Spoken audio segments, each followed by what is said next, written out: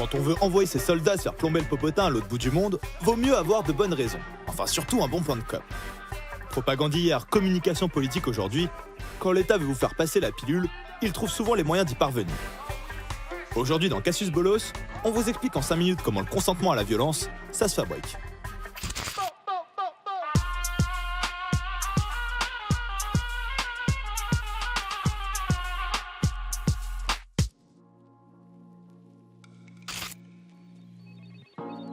À la base, le terme propagande n'est pas un gros mot. Il désigne un outil de communication pour les politiques à destination des populations.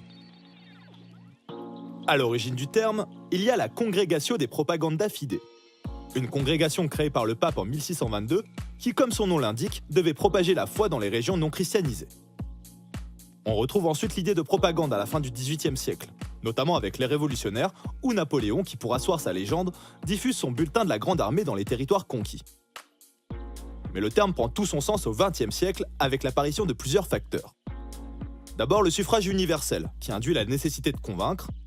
Ensuite, l'arrivée des partis politiques. Et surtout l'émergence des médias de masse, qui redéfinissent les rapports entre gouvernants et gouvernés. La propagande devient alors l'ensemble des méthodes destinées à diffuser une idée et à faire accepter une opinion à une partie de la population. La France se dote d'ailleurs d'un ministère de la propagande en 1938, certainement pour faire comme nos amis italiens, qui toujours en avance sur leur temps, avaient fait ce choix dès 1934. Justement, après la Seconde Guerre mondiale, le terme devient carrément péjoratif.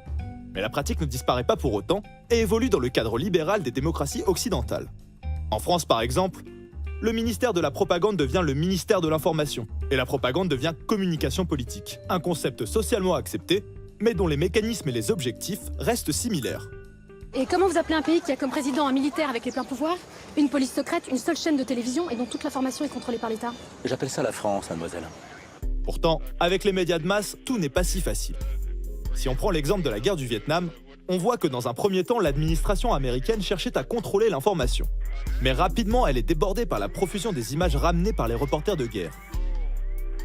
L'enlisement du conflit, la brutalité et l'horreur des images diffusées, à l'opposé du discours officiel, finissent par créer un fort mouvement de rejet de la guerre dans l'opinion publique américaine et internationale. Pour Nixon, les médias sont responsables de la défaite, et il apparaît de plus en plus évident au pouvoir politique que la guerre se joue dorénavant dans l'opinion civile. Pour comprendre comment la communication politique contribue aujourd'hui à orienter la pensée des masses, on peut jeter un œil à la théorie de la fabrique du consentement, élaborée par Noam Chomsky et Edward Herman en 1988. D'après eux, la communication est devenue l'instrument des régimes démocratiques et joue un rôle primordial dans la transmission de symboles et de messages à la population, mais surtout dans la promotion et la légitimation des politiques de l'État.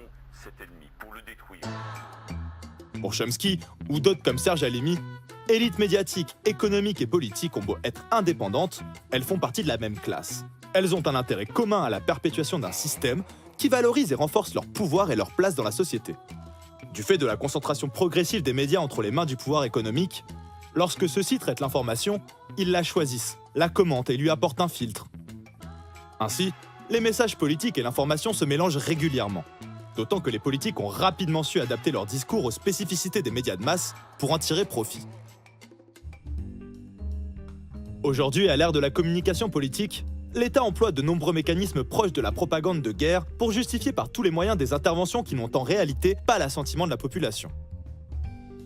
Pour ce faire, on note que depuis la guerre du Vietnam, les avancées technologiques ont permis aux États occidentaux, et surtout aux États-Unis, de se prévaloir d'une nouvelle forme de guerre. Une guerre propre, précise, faite de frappes chirurgicales, prétendument sans victimes. On constate également que lorsque nos gouvernements choisissent d'employer la violence hors de nos frontières, ils ne la présentent plus comme telle. On nous parle aujourd'hui plus de différends, de crises, d'interventions à l'étranger que de guerre. Il ne s'agirait pas de brusquer l'opinion publique.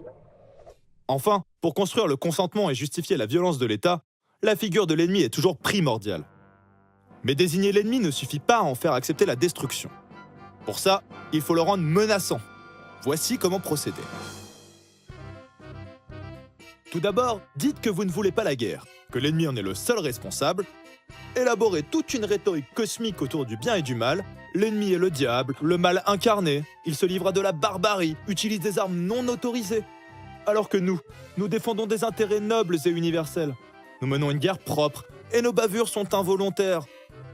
Enfin, pour finir, n'oubliez pas de désigner tous ceux qui n'adhèrent pas à cette rhétorique comme des traîtres. Justice will be done.